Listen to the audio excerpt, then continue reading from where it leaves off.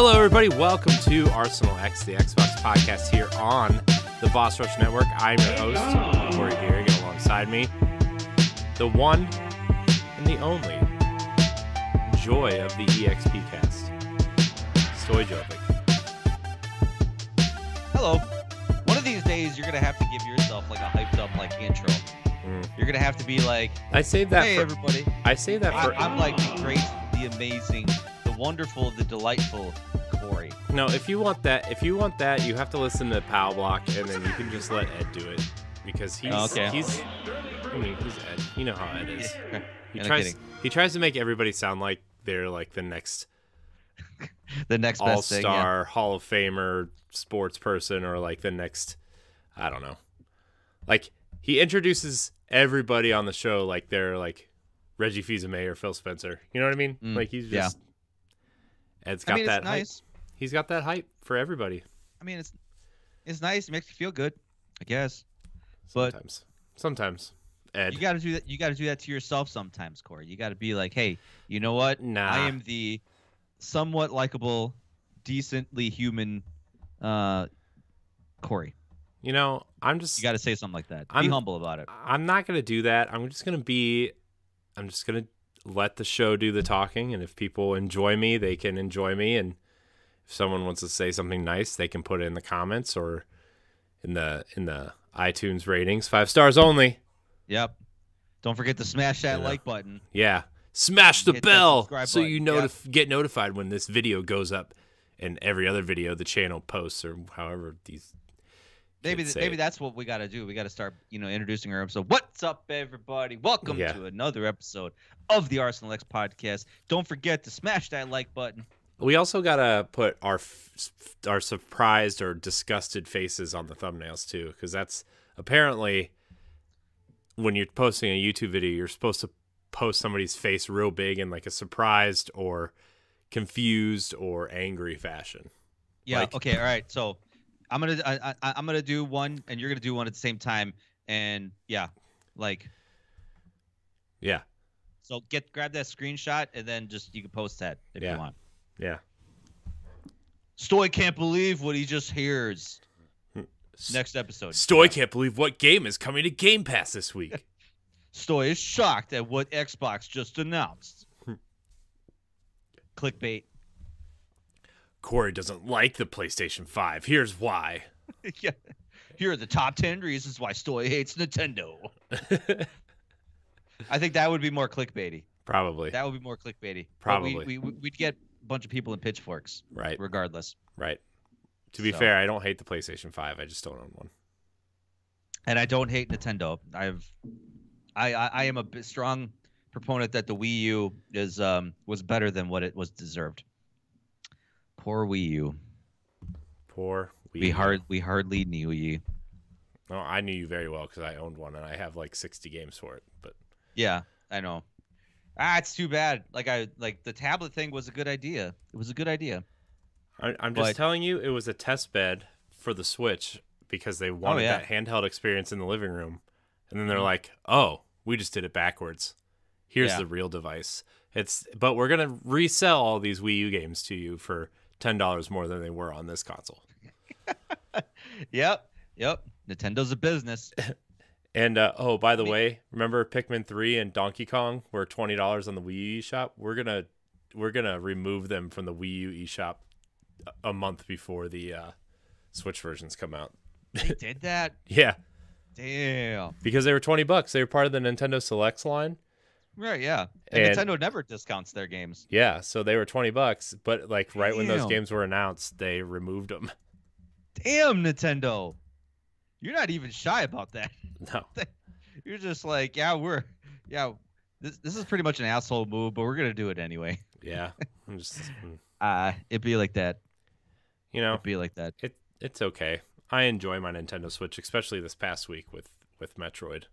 I bought a second Nintendo Switch. I bought a Nintendo Switch Lite. Why would you do that? So I could play it on the go. But shut up, Corey. But it makes sense to me. Makes sense to me. If it makes you feel better, I did the same thing like 6 months ago. Okay, all right, good. I was just wanted to give you a hard time.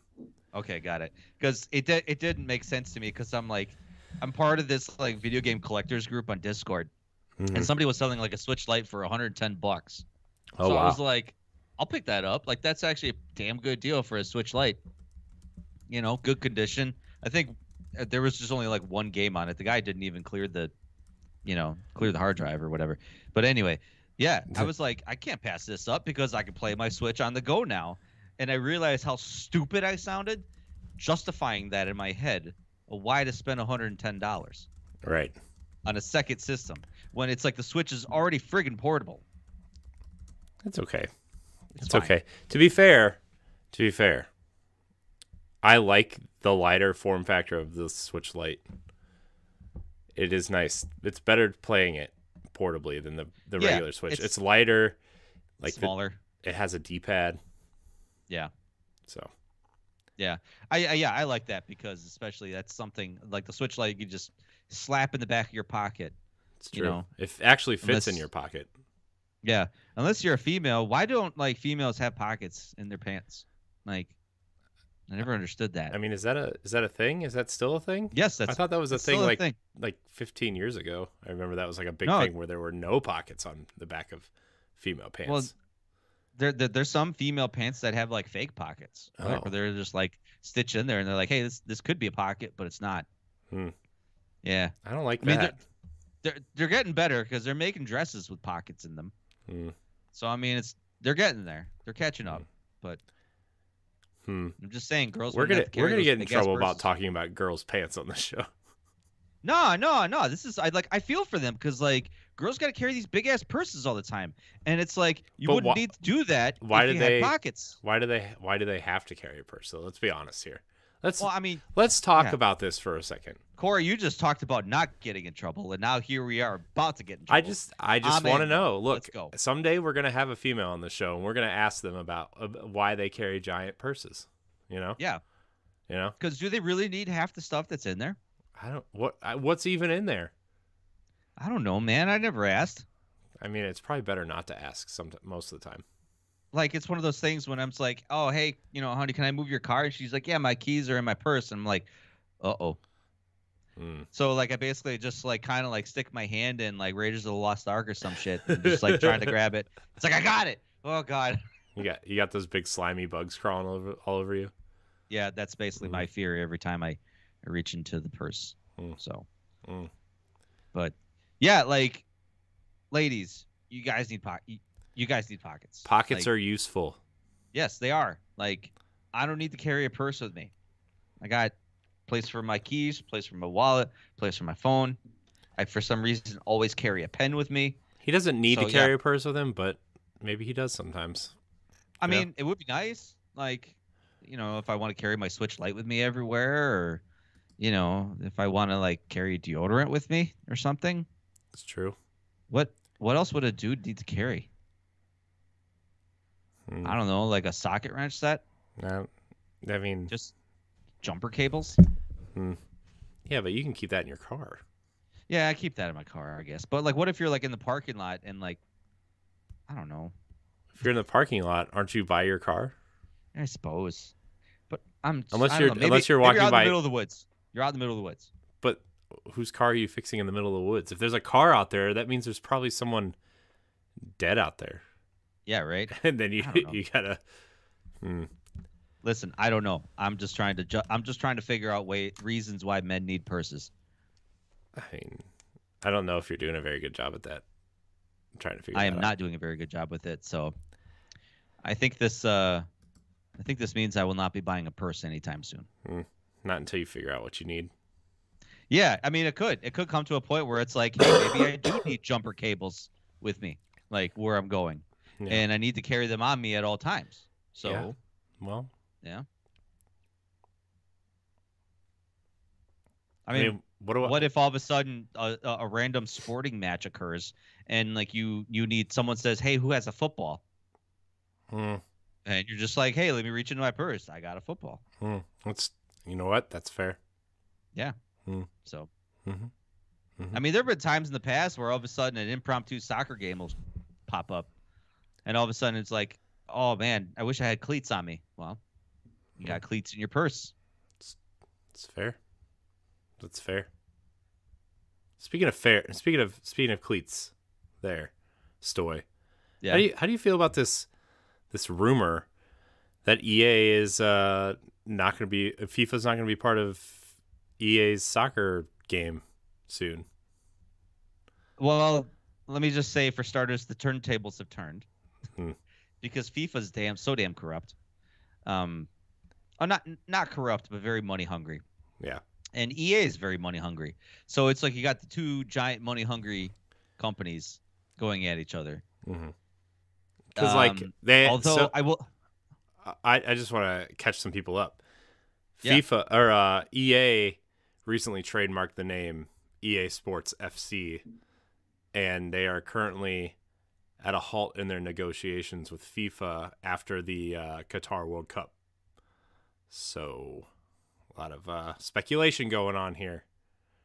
Well, and the reasoning is that EA has a stranglehold on FIFA, on the FIFA franchise. So like they pay royalties or however much money to FIFA to retain the license. $150 million a year. Yeah. So that means that all the most professional teams in the world that have allegiance to FIFA, obviously, most professional teams, if not all, have to report to FIFA. That's the governing body. It's like every basketball team reports to the NBA, every football team reports to the NFL. FIFA is just the same, except obviously they're worldwide because, whatever. Anyway, no other company can make games with top English Premier League teams in them or top Italian Premier League teams in them because there are FIFA licenses. FIFA owns the team names, and they own the not own but like trademark the team names and trademark the players.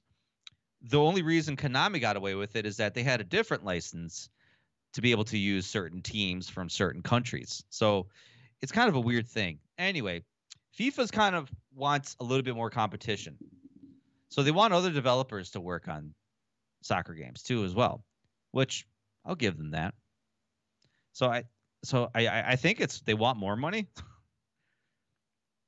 Because if they could, they're asking for almost double. I think they're trying to get $250 million out of EA now a year, which EA could afford. What'd they say? They said something like $7 or $8 billion over the next 8 years or something, which I guess would be 200 or 250 million a year. So EA can afford that with just from sales from FIFA alone. It's the top selling sports game of all time. I think they made $1.1 billion off of Ultimate Team alone last year. So yeah. So that's chump change to them. It's not technically fair, but I guess it'd be like that. But I'm with them that I would like them to not have EA not to have a monopoly. I would like to see what other developers would do with a FIFA franchise. Yeah. Especially someone it's not called Winning 11 anymore. It's eFootball, right? It's called eFootball, but it was like Project Evolution. Yeah. Soccer for a while. Or it would be nice even to have them. Oh, sorry. Go ahead. Sorry. No, I was just gonna say it would be nice to have maybe them have the license. Yeah. Or even if you wanted more competition with current FIFA, like 2K probably wants to jump in at some point because they're trying to jump into the NFL stuff now. Mm-hmm. So they're not allowed to make a simulation NFL game, but they're allowed to make a somewhat competitive NFL game now. So. And I don't think that's fair of EA to do that. It would be nice to have it. It's almost it's almost illegal in a way. You can't stop another developer from making a soccer game or making a football game. But will they be able to compete against the giants? No, they won't. It's it's grossly unfair. You could go make a soccer game, but you ain't going to have anywhere near the reach that FIFA does. Right. So. I don't know. And even with 2K, EA was the reigning champ with NBA for so long, and then obviously 2K came out with their NBA 2K series and just basically slapped EA in the face with how much better of a game it is. Right. So imagine if all of a sudden, and maybe that's what EA is afraid of, There could be a developer out there that makes a better game than FIFA, and then all of a sudden EA becomes, irrelevant. Well, I remember like a couple years after EA did the Madden deal for the NFL deal, right, for the exclusive. 2K came out with a football game that was actually really good, called All Pro Football. Yeah, I remember that. And it was really weird because they used a lot of retired and legends of football in the game, and then you could create up to, I think, 30 players that you could add to your team at some point. But it was really good, but it was very bare bones, and like obviously without the NFL names and whatever, it just, Madden still ate its lunch. It was good though. I played it. It was fun. Yeah, I thought it was good. But that's the thing. Like, a developer is not going to like shell millions of dollars to develop a game that they know they're not going to see a huge return on, because you won't be able to compete against a Madden, which is unfair in the grand scheme of things. So it would be nice to see FIFA kind of give its license to other developers to say, hey, let's see what you can do with it. Yeah. Because, everybody complains about FIFA every year. They don't fix the things that need to be fixing. They make improvements to things that it's like, all right, you didn't need to do that. It's just a glorified roster refresh every year. Yeah. So. I actually think Konami is going about it in the right way. I think the free-to-play option I think it's a smart move for them. Although, like, I know they're saying that the console versions aren't the mobile version, but it's clearly the mobile version on consoles. Yeah, it's not good. It's not good. I feel like the way they're doing it, that like strategically, if you take the phone stuff out of it, I think it's a smart play at EA, like aiming at EA, saying, hey, you don't have to pay $60 or $70 for this game. You can come play here for free. And I actually think out of all the games that are service games, like sports games are the ones that make the most sense to do that, especially with them monetizing the Ultimate Team, and you could like monetize players in other ways other than just buying the next game every year. But I don't know, I just still can't believe that sports games are not service games yet. I can't believe it. Yeah, it is. I always thought that was kind of weird, because it's like, how much changes year after year? You may see more significant changes in gameplay and graphics, like maybe like every 5 years, but every year, like, is it necessary? No. Maybe every 10 years, every year, you maybe to pay a $10 DLC for a roster refresh. Like, here's the updated rosters to reflect this season. So, that to me has always made more sense.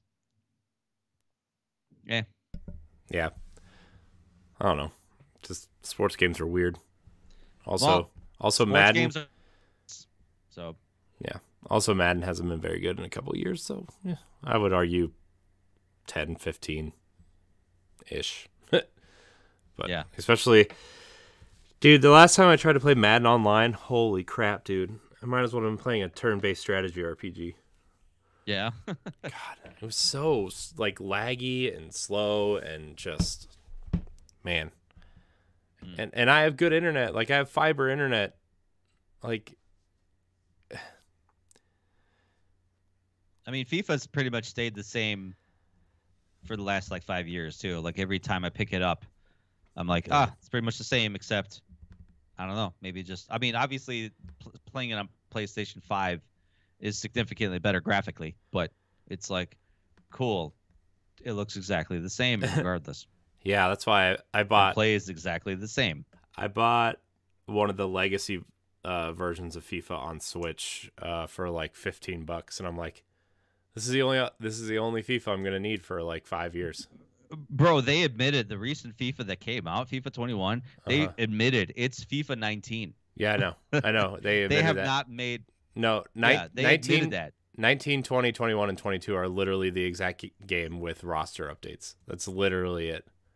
That makes more sense. Makes more sense. But don't charge them $50, $60 for that shit. No. Jeez. I think 22 was $40. on Switch. I mean, at least it's cheaper, but still. Yeah, it's funny. IGN keeps they keep copy and pasting their review because the game is basically copy paste. Well, yeah, and they give it such a bad review every year, where it's like 2 out of 10 because it's the same game as last year. Yeah. So it's funny. Yeah. Sports games, man. Yeah, sports games. Sports. Yeah. Sports. Speaking of sports, Stoy, this is Arsenal X, the Xbox podcast here on the Boss Rush Network, where each and every week we get together with our friends from around the internet to talk about Xbox and everything we love about it, including news, rumors, new games, Game Pass, and more. Check out check out Arsenal X Live. I almost said check out Xbox Live. Arsenal X Live on Sunday nights on twitch.tv/Boss Network and at 8:30, 7:30 Central, or on podcast services and YouTube on Tuesday mornings. You can follow us on all social media platforms at Boss Rush Network, and you can catch all of our podcasts, reviews, banter pieces, and more on our website, bossrush.net. Stoy, we're going to jump in to what we've been playing. What are you playing, Stoy? What are you playing? Well, I finally beat Eve Within 2 to honor Spoopy Game Month. Spoopy Game Month. Yep. That was a good ending. Like, really good story. Really kind of, I don't know, just the characters are good. Everything is good about that game. And it's just so batshit crazy, like, where they go with it, like, in the last half of the game. Really cool. Is it scary? Is it spoopy? Yeah, it's kind of like just unsettling. It's not like Visage type scary where it's like ghosts. It's just like kind of macabre monster design style scary. So kind of like think of like Silent Hill as an action game. That's kind of how I describe it. Otherwise, I've been digging my feet into Back 4 Blood still having fun with that. Put some significant time into Far Cry 6. I'm only like the first 3 hours into that game. So Ubisoft needs to do something different with 7. I mean, it's pretty much the same game, just in a different location. That's what I hear. I hear it's pretty much, hey, instead of, Montana this time, it's fictional Central America country. Yeah. I mean, it's a good formula. So it's like Ubisoft has that if it ain't broke, don't fix it kind of mentality. It's like, I get it. But like, admittedly, Assassin's Creed needed that kind of like refresh. And thankfully we got that when Origins came out, when it was like, okay, all right, we just completely almost rebooted the franchise, and that, the franchise went up, but obviously now it's hitting a plateau again with Valhalla. And, Far Cry 3 changed the formula and it started going up, and I think it started to plateau a little bit after 4, kind of plateaued with 5 and 6. It's just like, it's pretty much the same, same game. I'm not saying it's bad. Like, it's a fun game. It's a great game. A lot of action, really good story, like really good dialogue, actually. Like, the acting is really well done. Like, Ubisoft really does a good job with finding the right actors for the right people, and the writing's really good. But it's pretty much like the same action game over and over again. So is it at least fun? Like, I've never played Far Cry, so like, is this for like fans of the genre, as they would say? It's fun. It's fun. It's an open world first person shooter. So, very much you could be running around in a large open area, and then all of a sudden, like, get to a small part of the map, and then you have to, like, you got to, like, release these prisoners here, or this is a fuel depot you got to destroy, and that's gonna, like, disrupt the region and stuff, and or, like, obviously, you have main objectives or quest objectives that you have to go to one side of the map to the other and stuff, and you can't go into that area yet because it's too heavily fortified, or like the enemies are too strong. You don't have enough powerful weapons. So they do a pretty decent job of gatekeeping and making sure you stay on track, as opposed to like wandering somewhere where you shouldn't, right, or you're not ready to. Right. So, but yeah, like, I mean, it's fun. There's always something to do. It depends on, like, if you want to stay focused on the main task and the main objectives, which I am. I don't get too lost in side content. Like, I just want to do main quests. That's it. Maybe do a couple occasional side quests here and there, But I just want to main quest it, get the storyline done, and get my time with it. But well, yeah, that's fair. I don't know if I answered your question. It's fine. It's fine. Well, that's what this game is. It's fine. I mean, would I recommend you spend $60 on it? No. I feel like if you're indifferent about it, yeah, I would wait for a sale. I feel like Ubisoft is like, I feel like they had it. They had it. They're like, we know what we're doing with all of our franchises. For like 2 years, they're like, we got it. We nailed it. And now they're so lost with everything. Like, well, like, yeah, I mean, I just, it's just like they have that weird Ghost Recon Frontlines that they're like, it's a free to play. We're not calling it Battle Royale, but it's a Battle Royale game. But then they like delayed it. I don't want to talk about that. Well, they delayed it indefinitely. Did you hear that? Because of fan feedback. Good. They're like, we hear the fans. This isn't what you want. We're gonna delay it indefinitely until we figure it out. What made them think they even wanted that? That's the problem. But Ghost Recon has taken such a steep detour, ever since like Advanced Warfighter games, like from the 360 and PS3 era. Like, I mean, Wildlands was good. And then, I like the one between Graw 2 and Wildlands. What was that one? I think that was Advanced Warfighter. No, that was not. No. That's what Graw is. Yeah, that one was kind of like a single player. Actually, that's my favorite Ghost Recon game. Yeah, I know which one you're talking about. I forget what it's called though. But like that's what I would want out of a Ghost Recon. And that's what it should be. And honestly. I was like hoping Wildlands was going to be that, and it wasn't. And then obviously Breakpoint was like, what are we doing here? The Division in the jungle, pretty much. Pretty much, and making the game like literally impossible to play by yourself. Which, I think Ubisoft needs to kind of like do an identity check in terms of who their target audience is with these particular games. Yeah, and then you look at like any of the Tom Clancy games. It's like, look at why does X Defiant? Why is it trying to be a military Borderlands game? Like that's what it looks like. Like it's like this isn't what Tom Clancy games are. No, and it's like Tom Clancy is gonna just get out of his grave and come just annihilate your studio. Yeah, and then go back to sleep. Well, that was the problem. I always heard like when he developed those game studios, he was very strict on what went into his games. Yeah, I mean if it wasn't rooted in reality. He would put the kibosh on it. Like Splinter Cell almost didn't happen because he was ready to put the kibosh on everything about it. Like the Red Storm, the studio Red Storm was his studio. He opened that studio, and he was very hands-on. And that studio is working on the free-to-play Division game that's coming, which is another Battle Royale / survival game, apparently. So, like, I don't know, man. Didn't Ubisoft release a Battle Royale that failed? Hyper Stupid or whatever it was called? It just came out. Yeah, it just came out like within the last year. Yeah. And its numbers had dropped significantly. Yeah. I mean, I don't even hear it being talked about anymore. Like, yeah. Even PUBG is still being talked about. And it's like, well. Yeah, PUBG, Apex Legends, Fortnite even too. Like, yeah. I mean, those are the big dogs. Yeah. And Warzone, like, it just, like, if you're not, if your name isn't Call of Duty or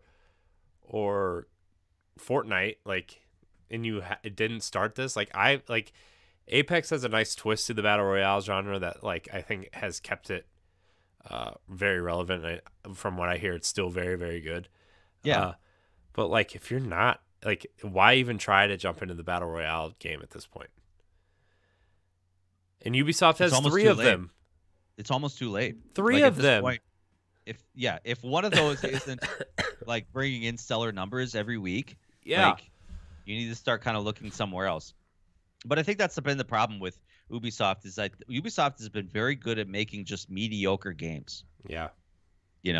Like I was talking to someone today about that where that's where he said he's like they do a good job of making okay games. Like they're not bad, but they're not great. Like they're just okay, Yeah. I just talked about like how I got bored to tears playing Watch Dogs Legion. Yeah. Like, I couldn't even finish it. I got like maybe like 5-6 hours in, and I was like, I can't bring myself to finish this game. I don't want to go anymore. Breakpoint, it was the same thing. It was like, that 6 to 7 hour mark. I was like, I don't want to do this anymore. Right. I don't want to do it. It's crazy. Yeah. It's crazy. I don't. Let's see. The last. I have a real fondness for Assassin's Creed. I really loved Odyssey. Yeah. Like I think Odyssey is like the best Assassin's Creed game. It's actually probably in my top 20 games of all time. I love that game a lot. I'm one of the people who think that Assassin's Creed made the right direction.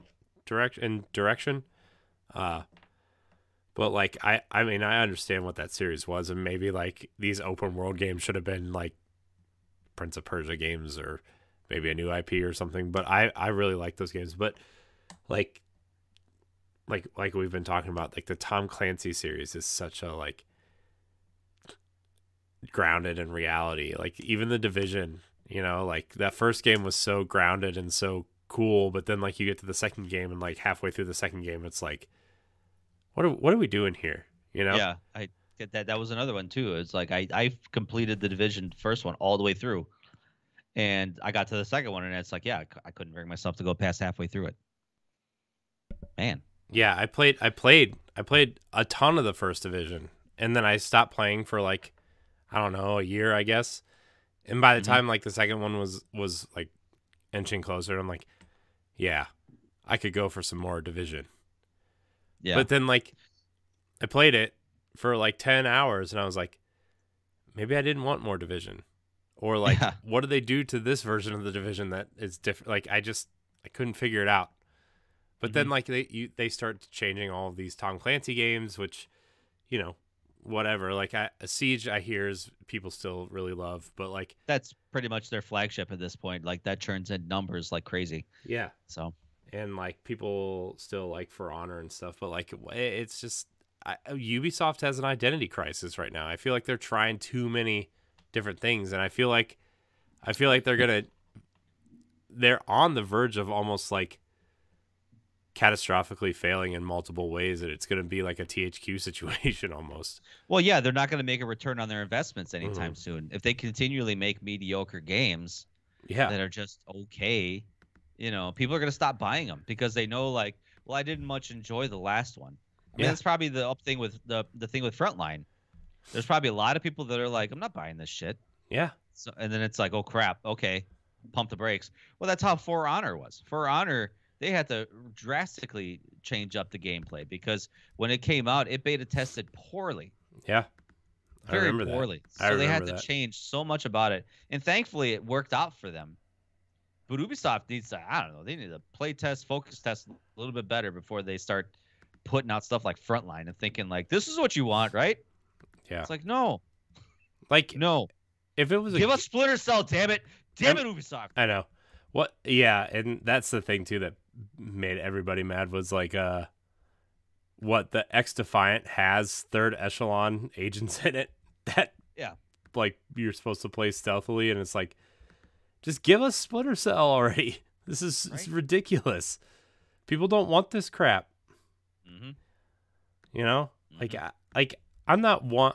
I'm usually not one to be like, oh, people don't want this. Like, people are just mad. The internet's just mad. But then it's like, no, people really don't want this. Yeah, and they're telling you. Yeah, and it's like they're not listening. Like, and then you have projects that are like, just straight up dying, like Skull and Bones. That like, what? That's become a joke at this point. Yeah, I mean, is that game even ever going to come out? Which it has to. I mean, because that's the deal. So much money on it. Well, not only that, but they made it's in their contract with the Shanghai government because the Shanghai government funded the studio, and they're gonna get sued, and they're like, well, they don't want that. Yeah. What's the other one? Beyond Good and Evil or something like that. Yeah. That's another one that's like a running joke too, where it's like, yeah. Dude, that game's been a joke for years, even before they showed it off. Ubisoft is becoming a meme right now in the video game industry. Look, and all they need to do to fix their image. All they need to do. Ubisoft, listen. Put out a Corey's about to spit. Put out one good. It doesn't have to be great. Just one good Splinter Cell game that is along the lines of the first 3. Yeah. Put out a third Rayman game. Fix that Prince of Persia remake. Which hopefully they are, because, man, that early gameplay footage, I was like, ooh. Yeah. Fix it. And make sure the next Assassin's Creed is very good. Right? That's all you got to do. And, like, maybe put out a Tom Clancy game that doesn't look like you just... How about a linear single-player Tom Clancy game? Yeah. A linear... I mean, I would love to have a single-player Rainbow Six experience. Yeah. You know, back in the days of, like, how Vegas and Vegas 2 were. Yeah. I want that so bad. Yeah. I know I'll never get it, because there's no way Ubisoft is going to make money on that, even though they think they will make money on it, but I think they will. But, yeah. The thing is like, video games are just too expensive now to make, that it's like, if you're not the $70 you're spending on the game isn't paying for the game anymore, so they have to find ways to recoup that cost. And, like, there's got to be a better way to make smaller experiences. Like, if you gave me a 6 to 8 hour Vegas campaign style Rainbow Six game, and you charged $50 for it, but it was still super high quality, and maybe you monetize, like, skins or whatever if you want, like, cooler whatever, and then you add, like, a small, like, okay, here's a co-op thing, you know, and then you integrate stuff from Siege into it, like, maybe it comes with Siege multiplayer stuff attached to it, like that. I feel like that would be way better for them. Yeah. I feel like that would do way better for them. Yeah. I just feel like, and it's not just Ubisoft, I feel like all these companies get caught up in we got to monetize, we got to have this killer multiplayer where we can make Fortnite money. Yeah. And I don't think that they realize that people still want that that small single player experience, right? Like, we've both played, you've been playing Metroid Dread, right? Yes. Nintendo charged $60 for it. It's like a 10 to 15 hour experience. Mm-hmm. It's perfectly fine with me. Yeah, perfectly fine with me. There's a lot of games. I mean, when I buy Call of Duty every year, I don't play multiplayer. So I literally just pay $50-$60 for the campaign. Yeah. And I have a great time. Like, their campaigns are some of the best first person shooter campaigns out there right now. Yeah. And like I said, I love that. I don't mind paying that. I know I don't speak for the majority, but there's still a good contingent of us that will pay for those experiences. But yeah. So Far Cry 6. Okay. Yeah. Okay. It's okay, guys. I'll still play it because I'm having fun with it, but it's like I'm not having, like, oh my god, this is the game of the year. Yeah. So, otherwise, I played The Good Life. Yeah, how's that? It's interesting. So this game is on Game Pass. It just came out last week on Game Pass, and this game was developed by. Have you ever played Deadly Premonition? No, but I know what it is. Yeah. Okay. So it's made by the same developer. Swery is his name. It's his tagline, whatever. Anyway, so he developed this game. No, it's just his name. Yeah, that's. Maybe it is. Maybe that's what his parents named him when he was born. Sick. Anyway. It's a cool name. I wish my name was Swery. So, he kickstarted this game. It failed, restarted again, became hugely successful because Microsoft took note and started pushing it. And, it became successful. So, basically, you're a photographer from New York visiting a small little British town that is the happiest place on earth. The happiest town on earth. You're there to investigate for this media company. Why is it so happy? Why is it the happiest town on earth? There's got to be something going on. So through your little investigations in the game, you find out that at night, everybody in the town turns into cats and dogs. and they retain their same like physical features. So like say for example, like, you know, if a character in town has like a pair of glasses or something like that, they still have the glasses on their cat. So like a cat has glasses and like a cane or a hat or whatever. A cat doesn't need glasses, but the cat has glasses. Cats all need glasses. It's fine. Yeah, I mean, yeah, their sight isn't the greatest. So yeah, like you're just basically wandering around town.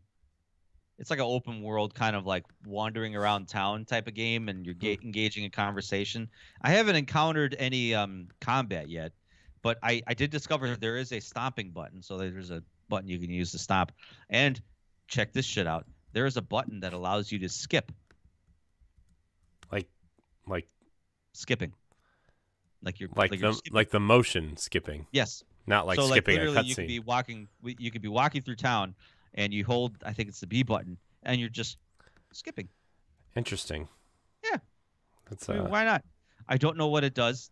I'm only like maybe 2 hours in. Does it move you? Do you move faster? Is it like the equivalent to like a sprint button? I mean, there is a sprint button, and you have like a little sprint meter that, you know, shows how much, you know, how your stamina is. But, yeah, you can move a little bit faster while skipping. I imagine there's a reason why it's there. I don't know why it is, but you can skip in this game. Interesting. So it's got some weird, corny dialogue and some really bad, like kind of like deep rural British accents. You know, like Collie Wobbler and, you know, all those other like weird British names and weird things that I've never heard of ever. But yeah, so part of the game is like you can go around town taking pictures, because like you're there for this town because you have this. Check this shit out. You have this 50 million pound debt to pay. What? 50 million pounds, and you have to do odd jobs in this town to pay off the debt. 50 million pounds. I don't know how the hell she got this much debt, but that's part of the story. So like you basically take pictures, and you know, if you have certain tags in those pictures, you can actually upload them, and then you get monetized. So it's like, oh hey, this picture had 300 likes, and you received a payout of like £3 or something like that, whatever. So yeah, you can make money that way. You can make money completing objectives for the people in your town. Now, the biggest decision that you have to make, Corey, if you were to play this game, would you be team cat or team dog? Team dog. Team dog all the way. Yes, sir. No, we don't. I don't do cats. Okay. Don't. It's okay. We won't tell. Even though we have a cat, but I don't like it. Yeah. Don't worry. We won't tell the cat. It's fine. It knows. The cat probably knows. Yeah, you're right. The cat really knows. I tell it all the time. I say, I hate you. You're a piece of shit. You suck. Stop shitting in the hallway. Yeah, so depending on who you are, like, okay, if you're walking around town at night and you pet a cat, all of a sudden that means you're on team cat. You can go pet a couple dogs and like revert back to being team dog. And like if you do objectives for people that are on team cat, like team dog objectives will be shut out, so like side quests and stuff. So, but you can like kind of flip-flop back and forth. It's just apparently it takes a little bit of work to like, oh, I don't want to be on Team Cat anymore. I want to be on Team Dog and try to see if I can do some extra stuff for Team Dog. I don't know. This is a video game. This is a pretty intense game. This is wild, man. This girl, this main character, man, she's angry. She's like, she out of her mouth, it's like, goddamn town. You know why? You know why she's angry? She doesn't have pockets in her pants. Probably, yeah. That's she doesn't have pockets in her pants. She has to walk around with this big ass camera, and she can't put it in her pocket. She has to carry it in her hands. See, actually, I don't know.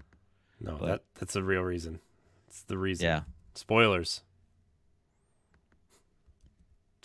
Spoilers. Yeah. I'm sorry. I didn't want to go there, but you did. That's on you, man. I did. That's on you. It's what? It's okay. That's what I've been playing. I am oddly intrigued. Like I thought I wouldn't like this game, and I didn't want to play it. I was like, I don't really want to play this game. But this afternoon, I had a little bit of time, and yeah, I was like, yeah, sure, fine, I'll download it. Game Pass. It's nice thing to have. And yeah, like it's got me intrigued. Swery has this thing about his storytelling and his characters, and just everything about it is just very intriguing. Like it's a mystery, and it's like everything is so freaking weird in this game. I have to know why it's so weird, and like the deeper you go, the weirder it gets, and it just keeps you going and keeps you going. It's So I'm hooked. I'm trapped. Nice. Hey, Stoy. What have you been playing? Stoy. Yes. We have to pause real quick. I have to give my daughter some Tylenol. Oh, okay. All right. So, entertain the live audience for, I don't know, 5 minutes to 3 hours. All right, cool. So. All right, let's see. I'll figure something out. I'm going to read a book. I'm going to read an article, I guess. I'm going to try to find a really interesting article to read. Let's see.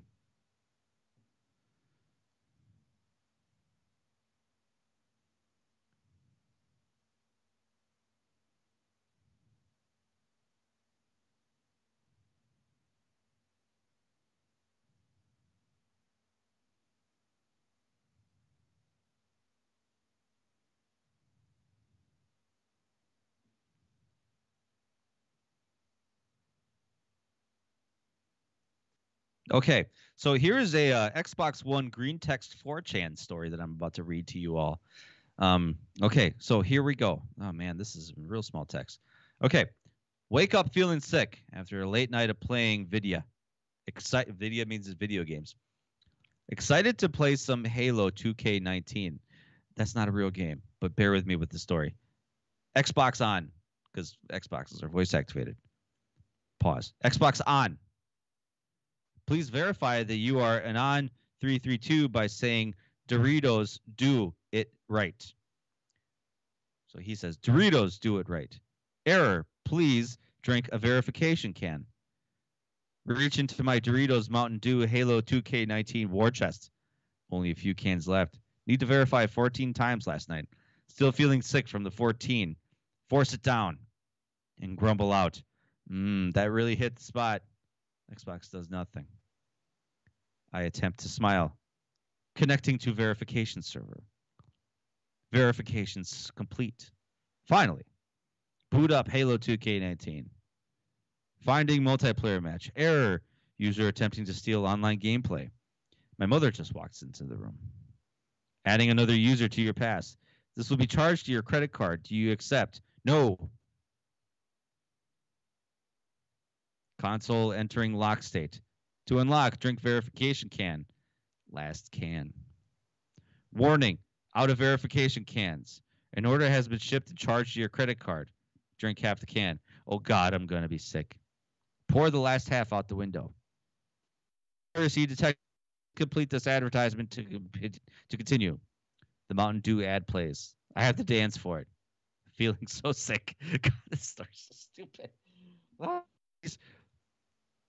Oh, where was I? Okay, right. The Mountain Dew ad. I have to dance for it. Feeling so sick. Makes me sing along. Dancing and singing. Mountain Dew is for me and you. Throw up on myself. Throw up on my TV and entertainment system. Router shouts. Error. No connection. Xbox shutting off. Please drink verification can to continue. Oh. What a rough story. Hopefully you guys don't have to do this to play Xbox. This is obviously a fictional story. Let's try to find another one.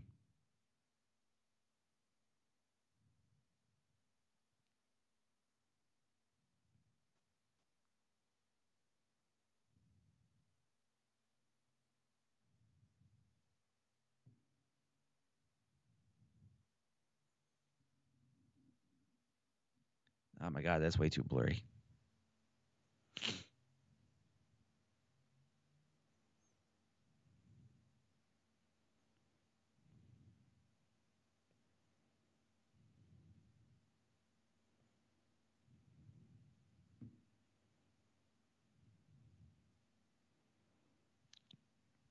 Okay, here's another 4chan Xbox One story.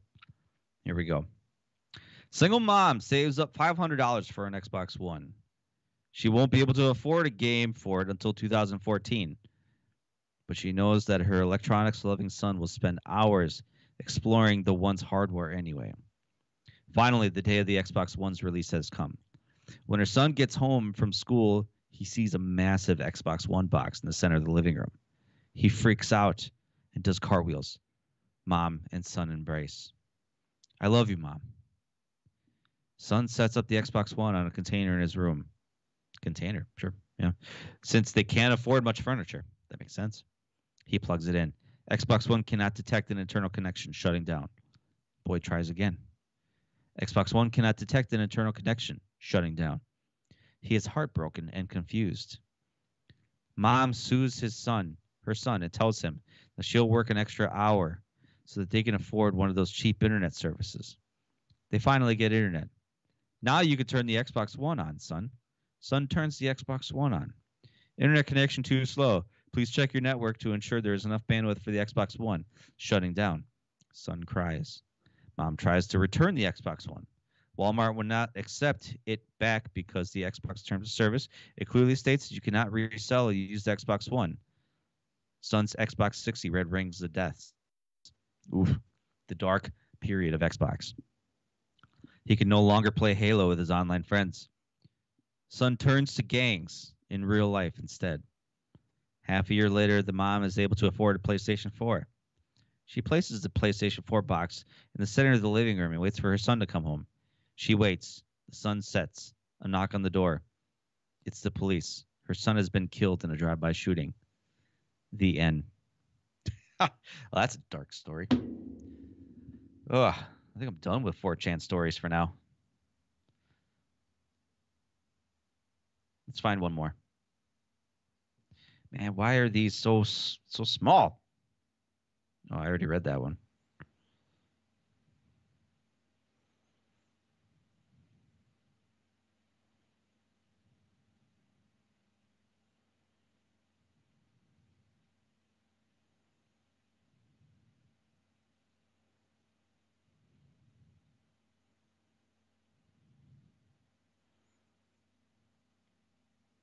Well, I think I'm done with that.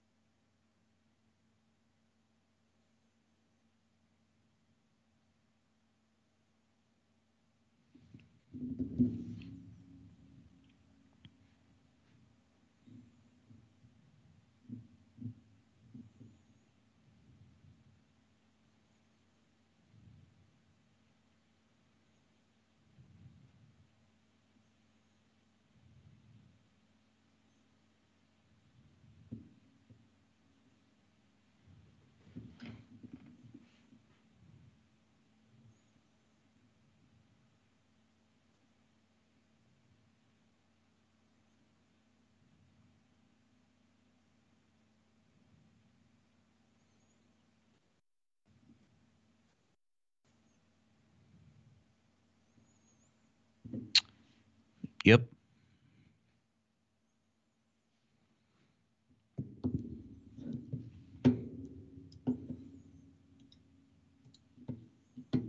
Yep.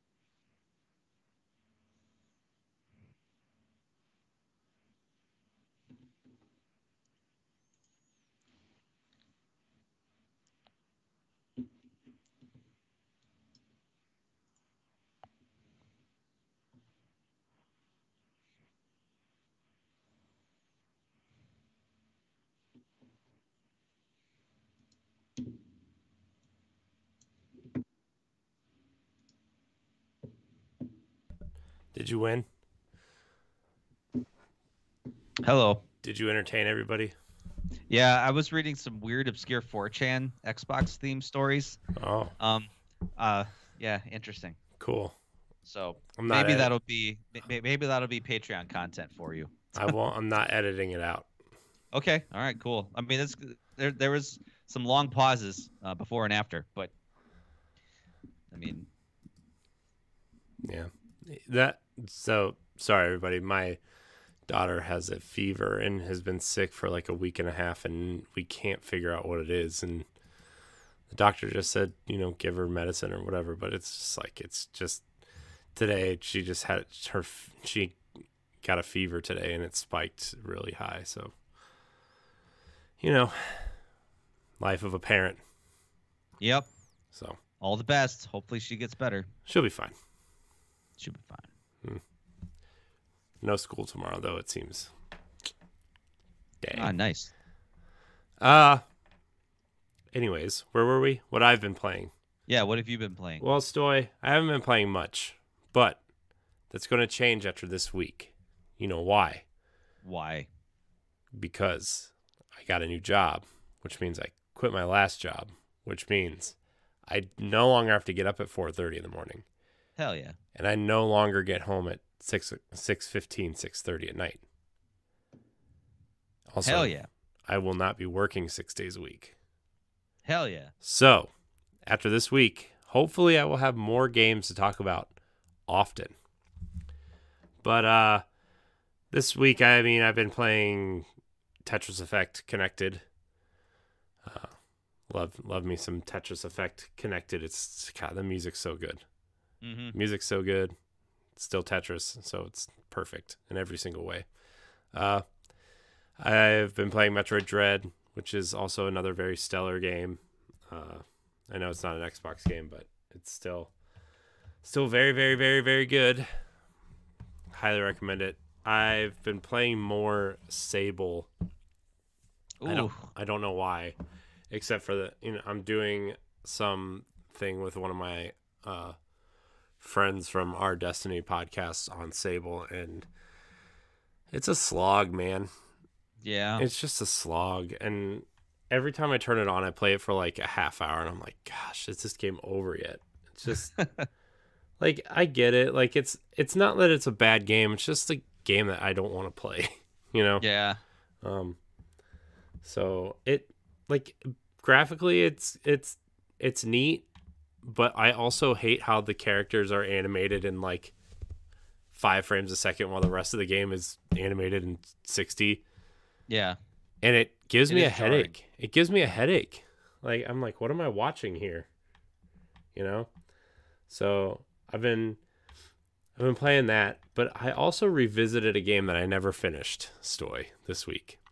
And I think I'm going to see it through. Although I wish they would release some sort of patch for it. I played the first hour of Batman Arkham Knight because of a new DC FanDome was coming up, and those new DC games look awesome. And I was like, well, I should probably finish Arkham Knight because I never did. And it's a pretty fun video game, I would say. I would say Batman kind of isn't agile or whatever. He just feels like a walking tank that you just punch people and counter, and the Batmobile kind of sucks, but I like the whole you don't run people over or kill them. You just it shocks them. Yeah. And sends them flying. Yeah. Man, I know they're trying to do with the whole like Batman doesn't kill people, but ugh. Yeah. But I really like the aesthetic of those games, and I really like the way they designed like the characters in Gotham, and yeah, even though like the characters, every character except for the Joker looks different in every single game, but I like it. I don't know. I still think Asylum is probably the best game. I still really like Origins a lot, but Arkham Knight is a neat game. I didn't much care for Origins. I don't know why at the time. Maybe if I give it a second chance, I'll get into it. But maybe Origins was too basic for me. I don't know. Maybe, but I'm a basic guy. It's okay. So it's okay to be basic. I liked Origins. I don't know. I played. So for those of you who haven't been following us for a while, obviously I started Nintendo Power Block. So I played when we started Nintendo Power Block. The Wii U was the hot new system from Nintendo, and every single third-party game I can get my hands on was on Wii U. I played it on Wii U, and Arkham Origins and Arkham City were the Batman games on there, and that's where I played Arkham Origins, and we didn't get the DLC or anything. And it sucks because it's like one of the only it's the only Batman game that's not backwards compatible yet, unless you have the disc. That's right, yeah.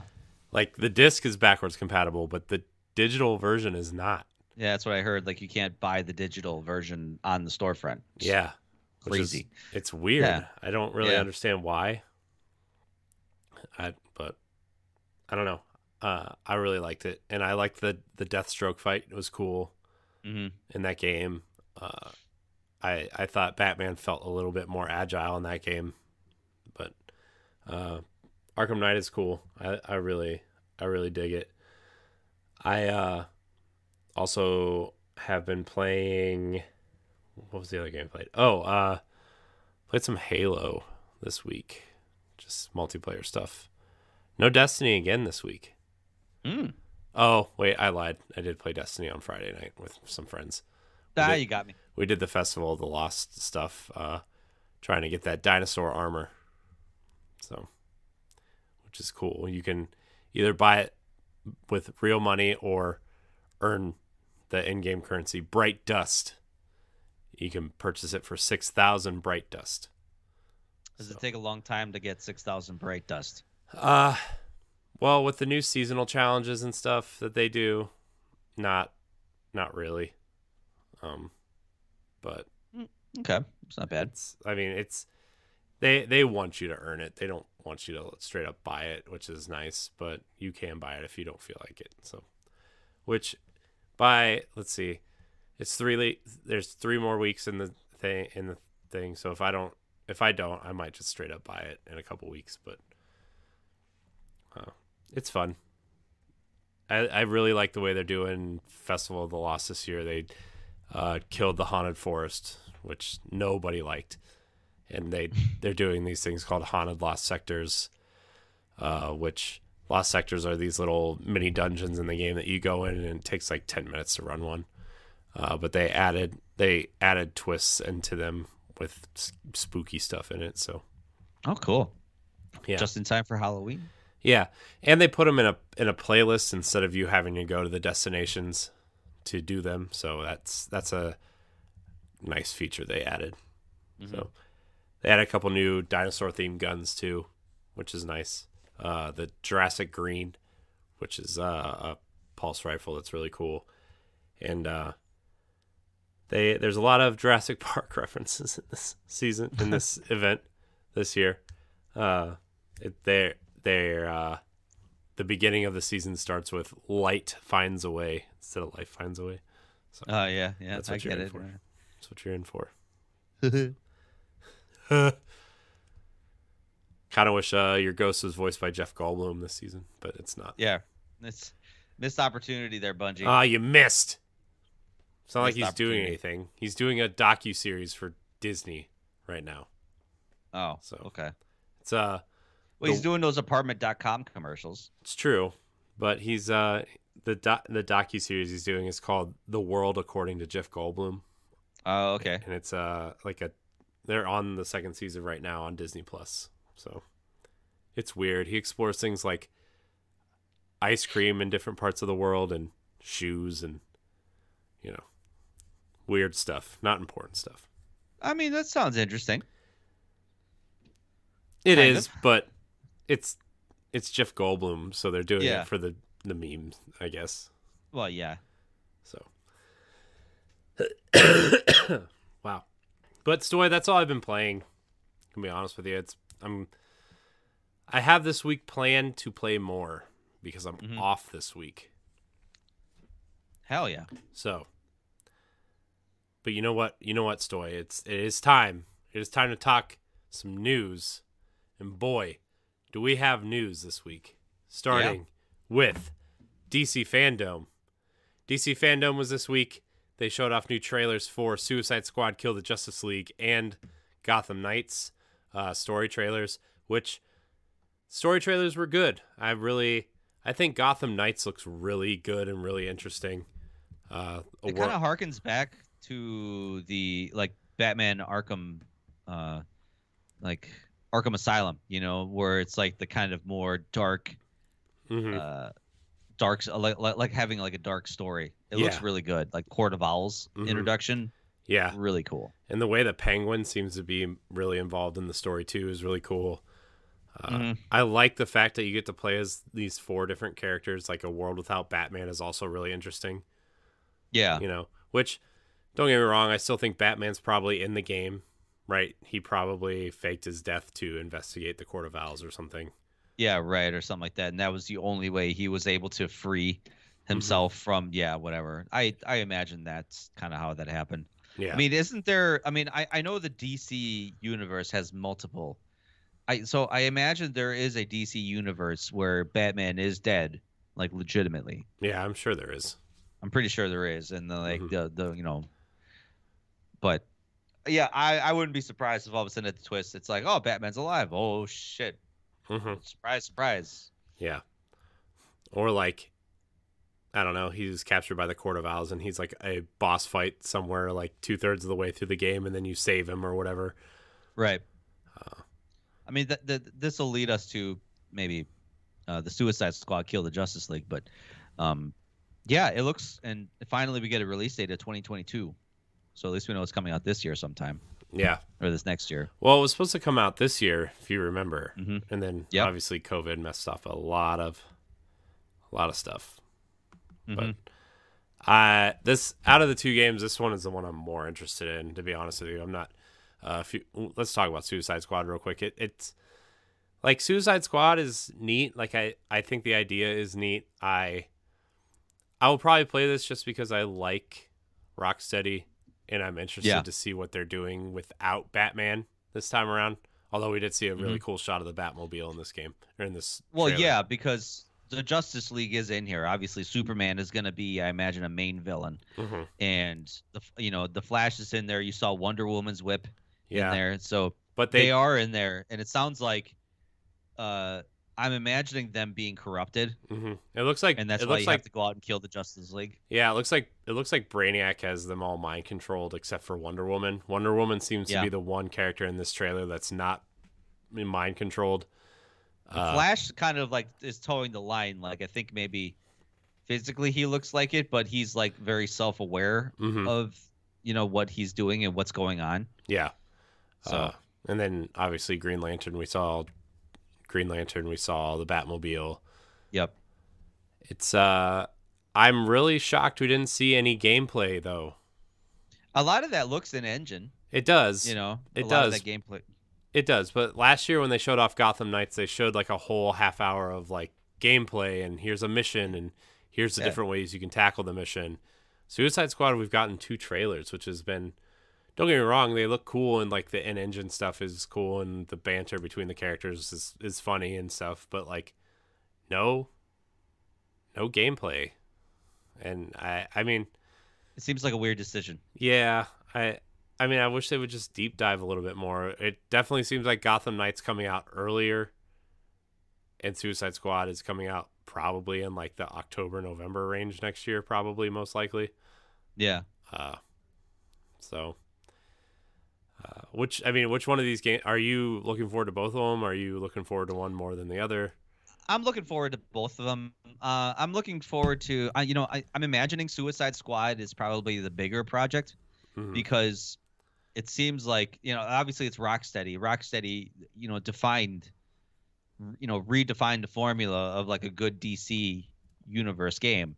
When they came out with Arkham Asylum, it was like it blew the roof off in terms of like, holy crap, like the fluid fighting, the great story, especially probably the best Batman game to have come out almost ever at the time. So And they obviously kept improving on that formula with every passing iteration.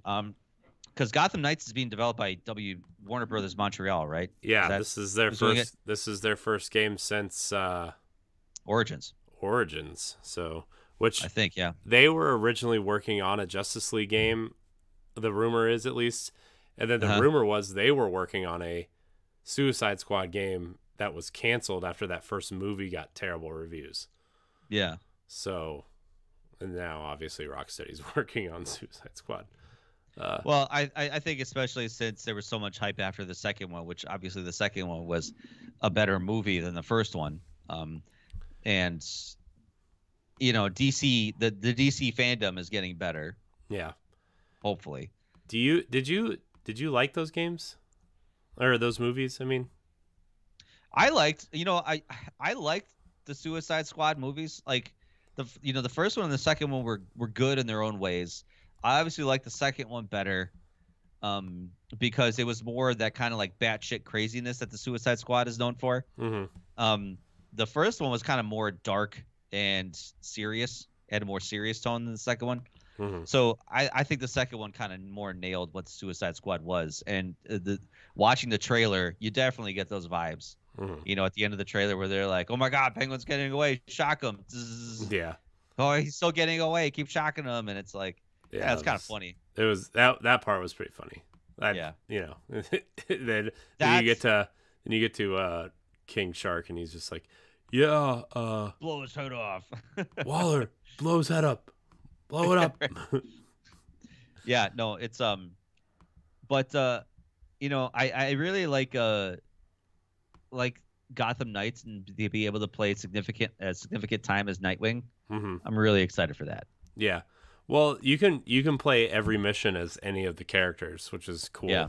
And like, I mean, I'm guessing which character you choose to play as is how you tackle the mission, right? Because like Batgirl obviously seems like she's going to be more stealthy, kind of whatever. Mm-hmm. Nightwing's more up close and personal.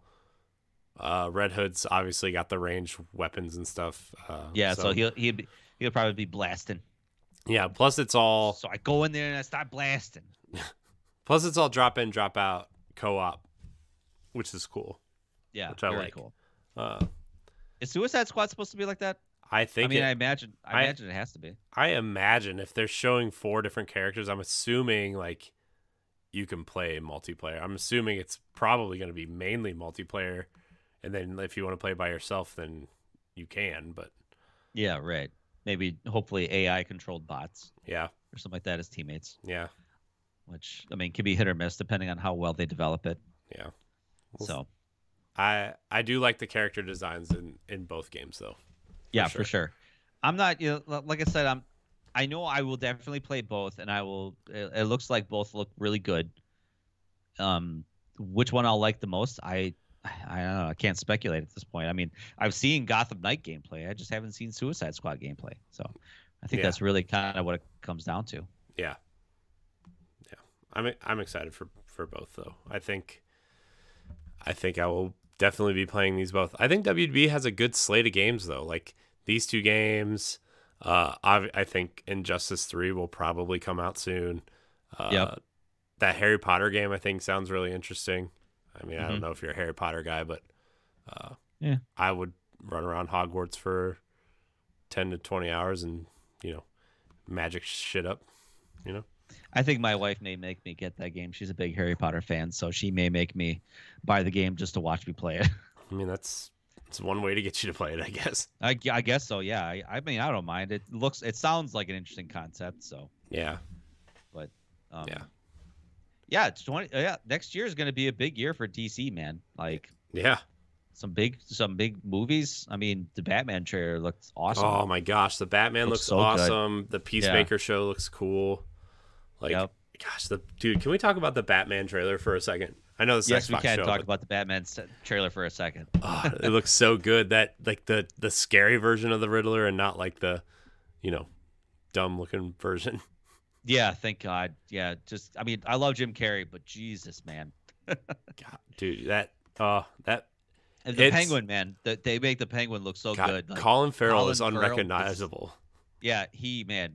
it's like you can't even like his voice and the way the makeup, man. Yeah. He went all in on that role, and that's the one thing that DC I think does better than Marvel is the villains. Mm-hmm. I mean, they DC always have though, right? Like, I mean, yeah, they just always have, even back into the 90s, right? Like, well, we'll say Batman and Batman Returns. I would say, I mean, the Riddler and like the goofy version of Bane, maybe not, but yeah, we could bypass Batman Forever and Batman and Robin, but. I mean, I'm talking like DC Comics and stuff like that. They've always done a really good job of like writing really good villains and designing really good villains. Yeah. So, but it just looks like, man, like it's more violent. Like I wouldn't be surprised if this Batman movie would be rated R. I really don't. I mean, that would be cool. I think that would be awesome. Yeah. And then like Zoe Kravitz's Catwoman. Definitely cool. Looks definitely cool. Great. But yeah, I mean, I know a lot of people were giving Robert Pattinson crap because of, the whole Twilight thing, but like he's awesome as Batman. His voice is awesome. Yeah. And he's already kind of like a brooding type of character anyway, so he fits the Bruce Wayne, persona perfectly. Yeah. And obviously he's young enough that I imagine this is going to be almost like a Batman origin story. Yeah. From what it sounds like. Well, I guess there's a comic that they're basing this off of called Batman 0 Year or something. And it's like before the rise of the different villains and stuff. And the Riddler is really like the first villain that Batman comes up against. And it's like the scary. Well, Riddler that was like Batman Origin, I think. Right? Like Batman Origin is obviously the year 0. Timeline. I don't know. I was just watching something on IGN's YouTube video on YouTube channel today, and they were talking about it, with like the scary duct tape, and he's basically like a precursor to the Joker almost, where he does like he has everything planned out and everything, and it's cool. I'm excited to see. Plus, like the bat suit looks cool, and like the bat logo is made out of the gun that killed his parents or whatever, supposedly. It's just a cool concept. Yeah, that's like the rumor, I guess. Okay, but I didn't hear that. Yeah, but the fact that it's bulletproof too, like that scene where he's in that dark room and they're just these guys are unleashing on him and he's just walking down and he's just bam, bam, bam. Yeah, that's so good. Yeah, it's so good. I'm so good. I'm so excited to see that movie. I'm gonna. I don't know. I've had a real itch to watch some good, violent kind of movies lately. I watched Kong Skull Island this week for some reason. Oh, okay. That's a weird choice. It was weird. I was looking for. I wanted to watch like something that was different than a superhero movie this week. But then, like, once I saw the DC FanDome stuff, I was like, nah, I want to go back and watch, like, the Batman stuff. But I did add The Dark Knight to my list, even though it's, like, a 3-hour-long movie. It's okay. But I did watch Kong Skull Island for some reason because everybody told me that this movie and the Godzilla movie are, like, really good. And I was like, it was okay. Some of the scenes didn't really make sense, but... Did it scratch that itch that you were looking for? No, that's too bad. See, here's the thing, though. I watched The Matrix, the entire trilogy, a couple weeks ago. Yeah, and that really scratched an itch. I was like, "Yeah, this is cool." And then I watched the trailer for the new movie, and I was like, "Man, I forgot that." Spoilers for The Matrix Revolutions or Revelations or whatever. Neo is blind because they burn his eyeballs. Yeah. But he can still see, but in this new movie, he's not. So what's happening? I don't know. I have a lot of questions about this new Matrix movie. But Batman looks cool. Yep. I keep getting sidetracked, but the Batman looks cool. Black Adam looks like I don't know, like violent. Yeah, like The Rock Violent. is finally. I was really superhero. hoping he wouldn't come in and just make it a PG or PG-13 movie. It's like Black Adam's a very bad good guy, very bad good guy. So he needs to play that role. And at least that little teaser that we got of just like him disintegrating that guy in his hand. I was like, okay, that's leaving me with a little glimmer of hope. Yeah. Do you trust The Rock as a superhero? I don't. I'm nervous. Yeah. Well, because Black Adam is a particular, like, I mean, if he's going to come on and play as Shazam, honestly, he probably would have been a good fit as Shazam, you know, because Shazam is kind of like that quirky guy, whatever. Obviously, he's like a 12-year-old boy trapped in a 40-year-old dude's body, whatever. But I would have trusted him to play as Shazam more so than Black Adam. I mean, he already does that in Jumanji, right? Like he's a kid in a. Yeah. So. Yeah, I don't know. I like The Rock. Don't get me wrong. I love watching The Rock and stuff. But like, I don't know. I feel like the superhero stuff is something that maybe he might not be fit for because he's already like just an action hero, right? It's like putting Arnold into a superhero movie in the 90s, early you know, Mr. Freeze. Yeah. Everybody chill. Chill out. Yeah. So that little scene that they showed gave me a little hope. Like, okay, this could be good. Yeah. We'll see. Where he melts the guy when he's choking him out. Yep. Yeah. Speaking of choking people out, we're going to move on to our next story. Minecraft is getting a major update in 2022. This is the wild update, which let's see. It's incorporating new beasts and promises a lot of fun stuff like mud, swamps, swamps, frogs and tadpoles, and even boats with chests. Wow. Yeah.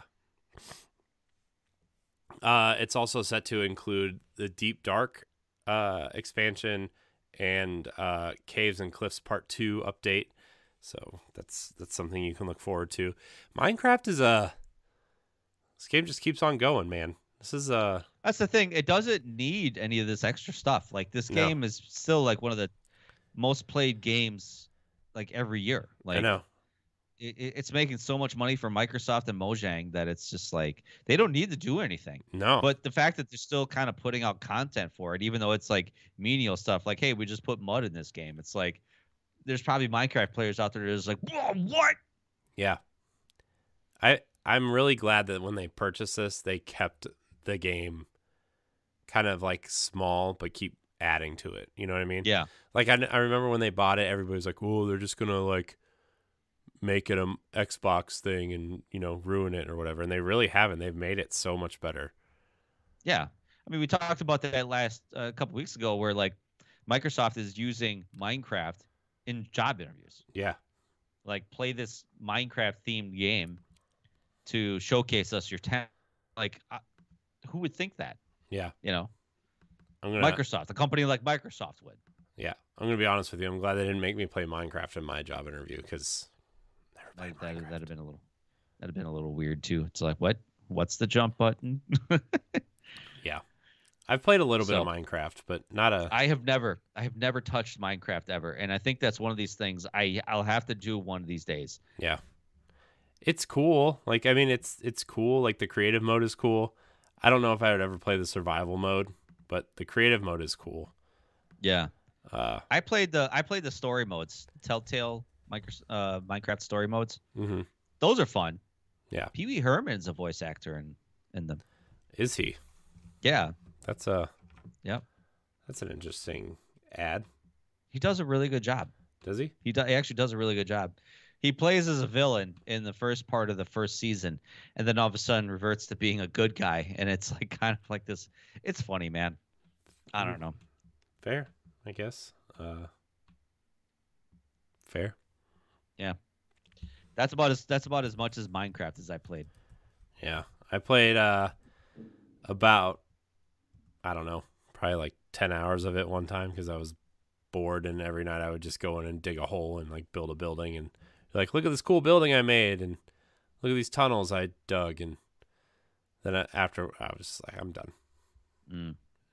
That was like 10 years ago. So okay. The game's still around, still kicking. It is still trucking along. Anyways, Minecraft getting a cool update. Hope all you crafters out there are living it up. So I closed my dock. Got to reopen it. Haha. Call of Duty Vanguard. Yes, Call of Duty Vanguard seems to be the first game in a new trilogy, according to its writer. That's interesting.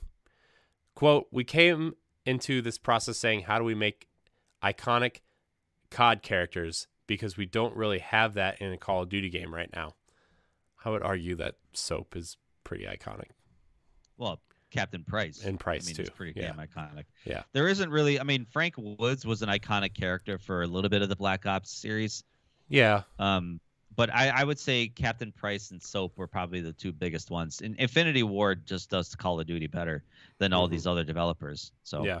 That's not to take away from That's not to take away from Sledgehammer Games and Treyarch. They do a good job, but Infinity Ward just does it better. Yeah. I mean, especially with the last Modern Warfare, I really feel like Infinity Ward is kind of back in a way that, don't get me wrong, Treyarch does an amazing multiplayer suite with Black Ops and whatever, but those campaigns, aside from probably that first one, and I don't know, I don't really remember the second one at all, to be honest. Again, a game I played on Wii U. It was weird. Wait, the Black Ops? Black Ops 2, I played on Wii U. Yeah, they were just kind of okay. Crazy storytelling. Yeah.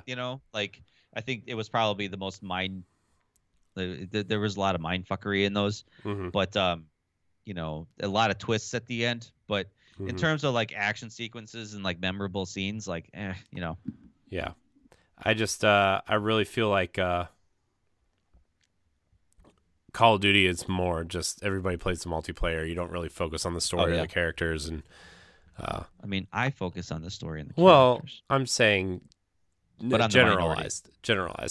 I feel like if maybe this is maybe the first step into maybe them making people care about the characters, and who knows, maybe you won't, right? Maybe nobody will, and maybe this is a one-off and doesn't do very well, and people are still going to play the multiplayer or Warzone or maybe go back to one of the older games because this game isn't very good. I don't know what's going to happen. Yeah. But it seems like the writer is taking it very seriously, and I hope that they get to see this through, because going into a campaign like Call of Duty, planning it as a trilogy, sounds like a cool idea.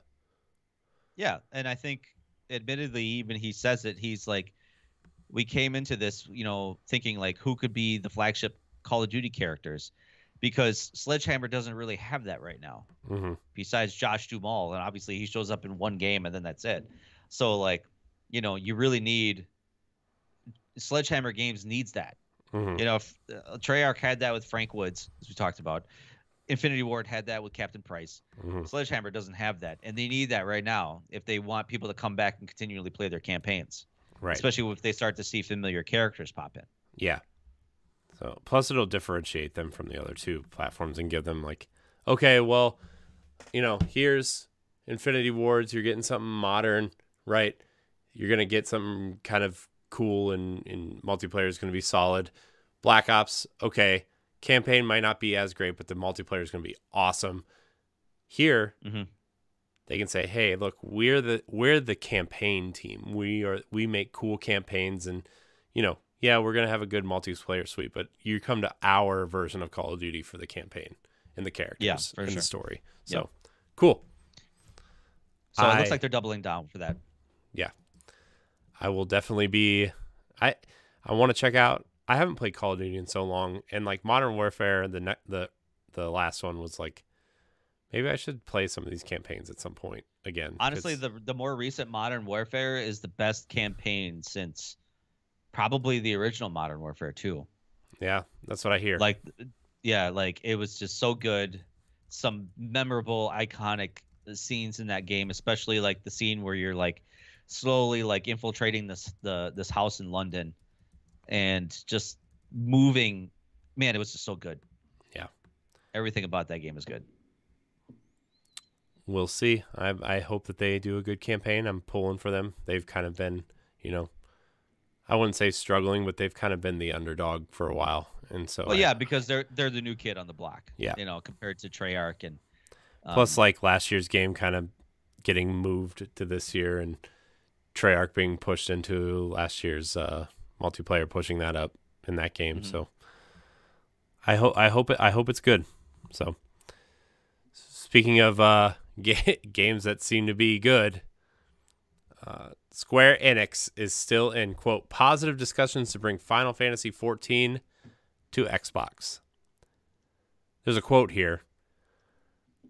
I feel bad for saying the same thing every time, but we are still in discussions with Microsoft, and I feel like our discussions are going in a positive tone. I don't want to say we do not have an Xbox version, but I am hoping that the timing will be very soon and that I will have some kind of update to players. I'm sure there's a lot of things that people want to ask about this subject, and there are a lot of things I want to share, but I'm afraid I am unable to divulge on those details. So when the time comes, I'm sure the time will come. So if you could kindly stand by, that'd be great. This is from Yokai Yoshida, him explaining the discussions with what's going on with Xbox. I have been holding out for an Xbox version of this game. I think it's due because, every year it seems like Final Fantasy XIV just keeps getting more and more players. Mm-hmm. 24 million players right now. It is the most profitable Final Fantasy ever. And what I hear is the story in this game is actually very, very, very good. Yeah, Pat and Dan actually from our podcast played a significant amount of time with these games, and they just absolutely love it. Yeah, and I'm very excited to jump in. I remember when it was a really, really big deal when Final Fantasy XI came to Xbox 360, and you didn't need Xbox Live for it, and it was like this weird kind of workaround thing for them to use the network but not be a part of Xbox Live. But it was still really cool, right? Like it was really interesting. It was big. And the way that Xbox is functioning now and this game being so popular, I would really, really love for this game to be on Xbox just to, say, hey, we have these big Japanese games too. And I know we're going to talk about it a little bit in our main topic, sure. But I think this would be a pretty big get for Xbox. For sure. No, it would. It would definitely help with the Japanese market in terms of selling Xboxes. And also just for Western, Western players too. Mm-hmm. There's some people that are just pro Sony, pro Xbox, and Xbox doesn't have a lot of really good MMO RPGs right now, and this would be huge for Xbox for the West. Yeah. So what's that one that's on Game Pass, that MMO that's on Game Pass, Black Desert Online or something? Oh, Black Desert Online. Yeah, that was Korean developed. Yeah, it has game. A sexy pirate lady on the box art. Yeah, no kidding. Yeah, but I mean, imagine something with a big name like Final Fantasy XIV. Obviously, Xbox has their Final Fantasy games. They have those all those single player games. But so it is actually really surprising that Square didn't bring this over. Mm-hmm. Yeah, I mean, I know that Square is pretty buddy-buddy with Sony right now in terms of Final Fantasy, right? 7 Remake is timed exclusive, 16 is a timed exclusive. I don't know. I know that, but I don't understand why these games aren't making their way to Xbox. I really kind of I just don't understand. Are Japanese developers? I mean, we're going to put a pin in it. We're going to come back to this, our main topic. Yep. Because especially from his quote, he said, I don't want to say we don't have an Xbox version. So I imagine a lot of it has to do with working it out with Microsoft, on the business side of it. Yeah. It's probably sitting there right now. It's it's ready to go. Mm-hmm. Just say the word. I wonder if they're waiting for like the EXO event to announce it, or like, I don't know. I don't feel like this would be a Game Awards announcement, but I feel like this would be like an EXO announcement. I would see this as a Game Awards announcement because, really, especially since this primarily affects the West. Yeah. Well, not primarily, because I imagine a lot of people are already playing this in Japan and other systems. So, I would see this as like coming out of the Game Awards, like blah blah. This game is available now. Mm-hmm. You know. Yeah. That'd be pretty amazing. Be sick. Comes out the Game Pass. If it comes out the Game Pass, maybe that's what they're working out. Maybe. That'd be sick. I mean, maybe they are. Maybe that would be bro. cool if they had like a Game Pass announcement of like, okay, well, here are the rest of the Final Fantasy. Here's how they lead it off. Here's the Final Fantasy 13 trilogy, right? I mean, I know 13.1 is here, but the other two games aren't there yet. Yeah, right. Here are the other two games, and then they announce like Final Fantasy 14 is coming, and then they announce that Final Fantasy 7 Remake is also coming to Game Pass. That'd be cool. That'd be sick. Like a lead up into that. That'd be cool. Yeah. We'll see. I don't know. Like I said, maybe there's definitely something on the business side that needs to get ironed out. Absolutely. Are you a Final Fantasy guy, Stoy? Yes, I am. What's your favorite Final Fantasy, Stoy? I have a fondness for 8. I really enjoyed 9 a lot. 7 was obviously my entry point into the series. Like most plebs, I never played the original ones. But yeah, I would definitely, I don't know. I'm at a cross between like 7 and 8. You know? Yeah. I love the remake. Yeah. I loved it better than I thought I would. So even though it's like half this freaking story. I enjoyed 8 a lot. 9 was my first Final Fantasy. Okay. And then I went back, like right before I went 9, 10, 8, 7. Mm-hmm. And I think that's why I don't really care for 7 all that much. Yeah, I think you have to play it at the time. Yeah, you know, it's like, definitely at the time when that came out, it was pretty damn groundbreaking. Yeah, like that was the first video game commercial I saw in a movie theater. Mm-hmm. Because that's how big it was. That's how big it was pegged to be like this big cinematic masterpiece. Yeah, for that you could play on a video game system. So I remember seeing it and I was like, "What the shit is this game about?" Like, all right, I'll give it a shot. I never played a Final Fantasy game before, and yeah, sure enough, it ended up kind of. I remember playing in the summer, all summer, just yeah, playing Final Fantasy VII, just locking hours and hours in. Yeah, but yeah. I remember playing 9 because I had a PS2 at the time, and I remember going into GameStop and buying Black Label versions of 7, 8, and 9 for like less than $10 a piece. Those are worth a lot of money now. I know they are. I mean, a lot more money than the, greatest hits editions, but I know then after that, I bought Final Fantasy Tactics and never played it. Never got into that. Got into that one. But yeah, I'm like I said, it's coming. I know it is. Final Fantasy 14 coming to Xbox. It's just a matter of when at this point. Yeah. And I imagine they want to make it like this big bombastic, like, typical Xbox fashion of just like, boom, check it out, yo, we got it on the Xbox and it's coming off a Game Pass. Mic drop. Yeah. I tried to do my best Phil Spencer impression. It was not good. It was not good. I'm sorry. Okay. I'll keep working on that. Look, you don't have your cool jacket. You don't have your cool jacket with the pockets and the Battletoads t-shirt underneath. No, yeah. Or the rare logo t-shirt underneath. Yeah. Fail. There's no better time to play on the Xbox. I'll work on it. We got to get Phil on here one day. It's a goal. Phil, call me. Yeah. Yeah. We'll get there. Phil. Anyways. That's it for the news, Stoy. Mm-hmm. But before we get into the topic of the show, we're going to get into a little topic called Pass It On, where we talk about what's coming to Game Pass this week. Stoy, what's coming to Game Pass this week? Only one game. And that one's not coming out actually for another week. So it's actually coming out next week. It's coming out on the 26th. It's called Moonglow Bay. What is that? Have you ever wanted to play a fishing game? No. In a small Canadian town where all your characters are Minecraft characters? No. Okay, well then this game is not for you, sir.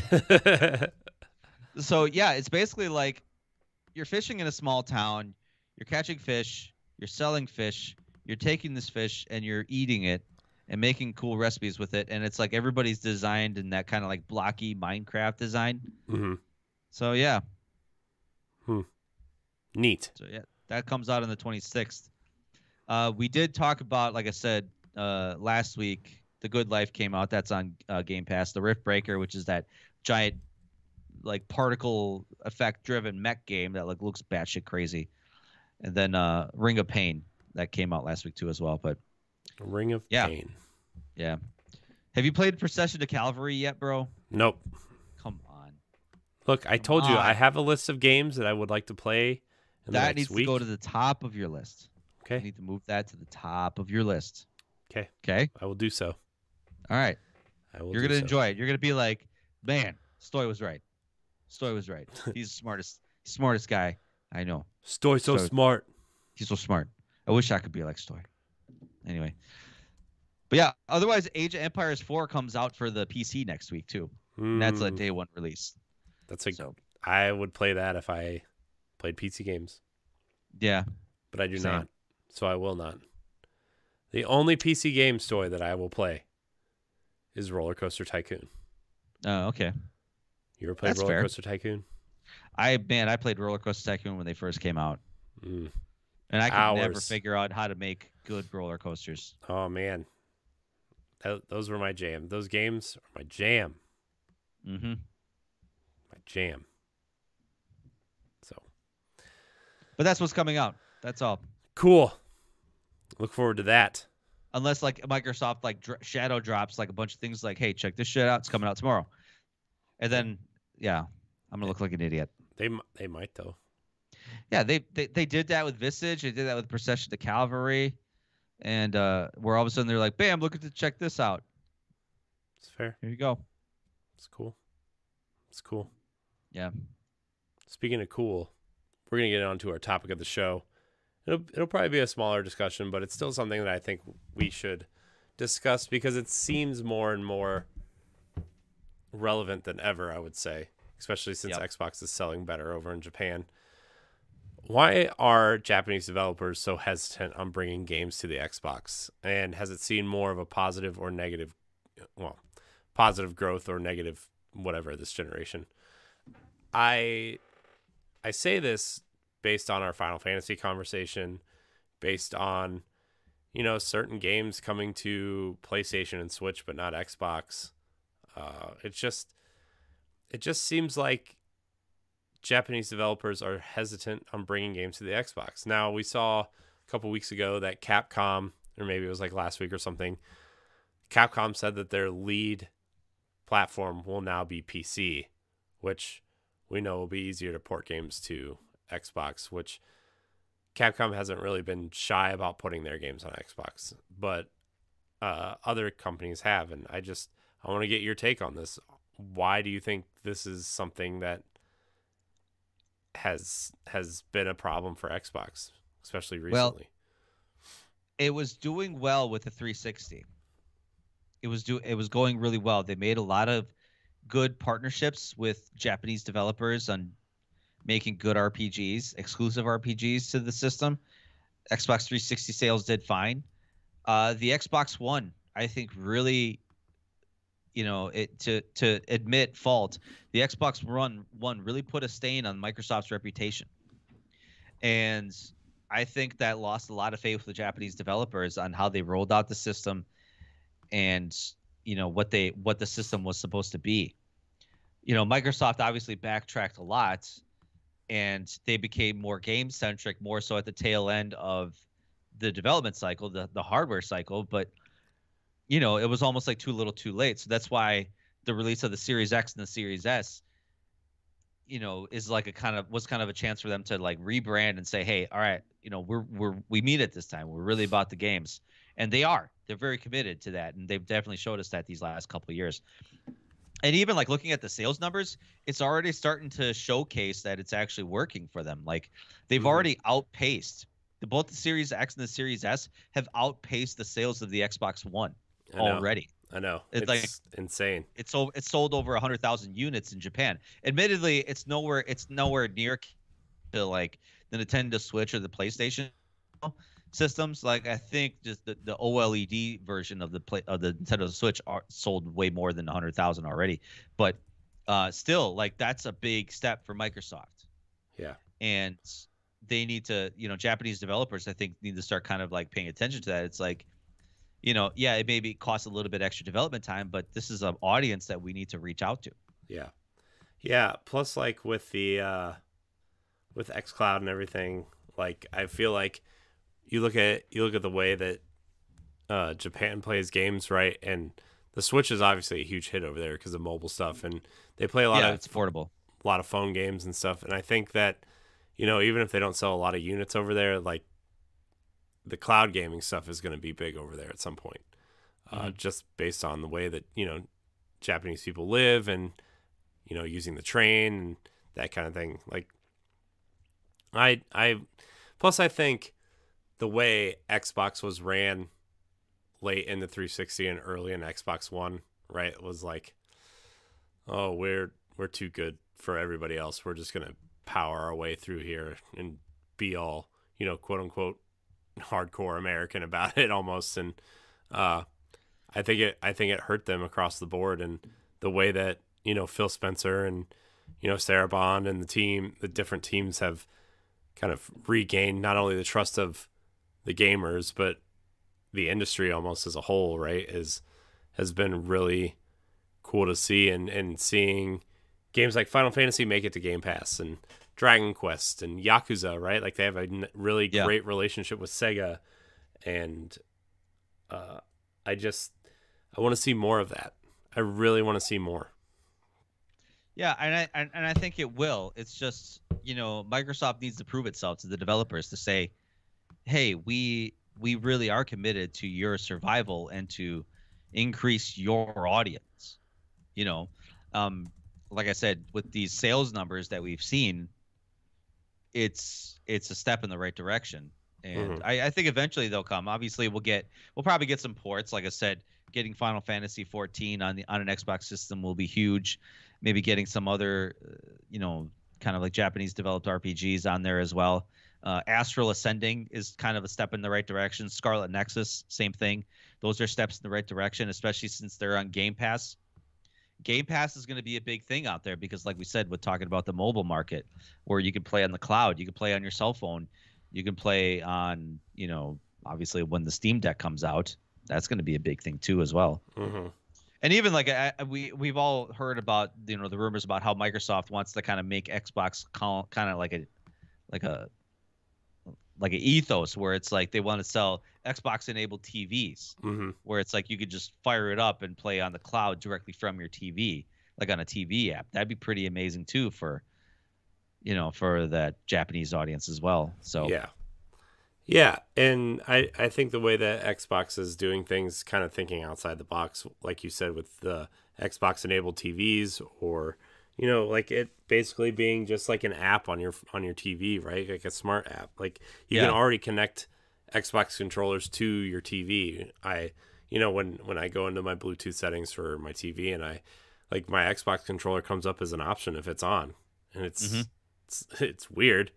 Yeah, but it's weird to think about that. It's still so cool to think that someday, like maybe one day we won't need a box. It's kind of scary, but I mean, it's just that would all depend on how fast the internet can get, because admittedly, especially here in the West, like my internet is not like I can't stream 4K HDR content smoothly. Why not? I'd rather have hardware because my internet sucks. No, just mess with you. Comparatively, even like I would imagine even like the best internet would still kind of run it okay. Yeah. You know, the best the best streaming platform that, I mean, is PlayStation Plus or PlayStation Now. I mean, that's pretty decent if you don't mind playing it like 720 or 1080p. And then Google Stadia. I have the Google Stadia like Premier Edition, and that's pretty decent. But still, like, you get those little like frame rate hiccups where it's like the internet's trying to catch up, and especially if other people in your house are trying to connect, that kind of changes the dynamic of your game. So I think we're still a pretty ways away from abandoning systems altogether. Yeah. But in terms of support for Japanese developers, I think Phil has done a marvelous job of especially like, Dragon Quest is like is such a huge get, like, especially for Japanese audience. Like, we think Final Fantasy is Square's biggest IP, and maybe worldwide it might be, but like in Japan, Dragon Quest is their biggest IP. Yeah. Across the board. Like, people, they have Dragon Quest Day when the new game comes out. They give everybody the day off work, because so many people were requesting off. When are we gonna get a Halo Day? Are we gonna get a Halo Day this year, Corey? I'm just calling in sick. Screw it. Just calling it. Hey, I got that Halo infection. Yeah, right. Yeah, there's a halo over my four post bed. Wow. And I know it's not mine. But I'll see if I can use it on the weekend of a one night stand. I hate you so much. Why do I keep doing this? I don't know. Anyway, I'm stuck in the late 90s. You are. Yeah. It's okay. I forgive you. I like that song though. I mean, something's got to get me stopping from never mind. Moving on. Xbox. Sugar. Who's turning you around again? Yeah. Shut the door, babe. So yeah, like, what's gonna really kind of nail it down is if developers specifically work with Xbox exclusive titles. Mm-hmm. We're not going to see that for a while. That's where Microsoft needs to make an investment into. They need to go into Japan and literally start buying studios there, or maybe even just like develop studios, start their own development studios. Go in there and just say, hey, we want to make a Microsoft studio here, and they start to hire talent, instead of maybe just going in and just throwing money at a studio and say, you're ours now. I mean, there's that rumor that they're going to try to publish that Kojima's next project, right? Yeah. Which it would be huge. Mm-hmm. Getting that exclusive. I mean, I can't think of anybody else to make a statement with, right? I mean, yeah. I mean, having a big iconic developer like Kojima. Yeah. Depending on how you think of him, like me personally, I think he's overrated, but he's definitely iconic. I do too, but like in the grand scheme of the industry, I think, he's still like a visionary and still like one of the best outside of, unless you're going to go after like someone from Nintendo to pull them over, which I don't think you're going to, let's be honest. Right. Yeah, no kidding. Although, you know what I was thinking though, actually, all those people that just left Sega to form their own studio, those people from the Yakuza team that just left. That Ryu Soguden or whatever. Yeah, developer, yeah. They could be maybe doing something. Maybe Microsoft wants to fund their next game. Yeah. Because Yakuza was such a hit, like a Dragon was hit. I think that's really what's going to nail them into the Japanese market is developing, fully Japanese developed first party titles instead of just porting stuff over. Porting stuff over is all good and well, but it's not going to ultimately move your system, especially if it's a game that's been out for like the PlayStation for 3 years. Mm-hmm. So it's like, oh, good, it's on the Xbox. I'll still continue to play it on my PS5 or my PlayStation 4 or whatever. So, yeah. Well, we'll see. We'll see if Microsoft gets into that Japanese market. I'm excited. They have to. I mean, it's kind of untapped. It's untapped potential. So They, and it's something they've been trying to get at for years. Like, especially with the stumbling block that they had with the Xbox One, they need to make up for lost time. Right. Yeah. Sorry, my wife needed me for like a second. Okay, got it. Yeah, we'll see. I hope that Xbox keeps growing and bringing cool new talent from Japanese markets and making good deals and seeing stuff on Game Pass or even just on Xbox in general. Yeah. So. But Stoy, I think that's going to do it. Sounds good. Yeah. Thank you for your time tonight. I appreciate you. Thank you, Jesse, for joining in on the chat like halfway through the show. Thanks, Jesse. Thanks. Yeah, thanks for showing up. Thanks for being here. Oh, I got to eat dinner with my family. Jerk. Whatever. Jerk. Yeah, I got 6 other days in the week to eat dinner with your family. Yeah. You pick tonight. Yeah. Excuses.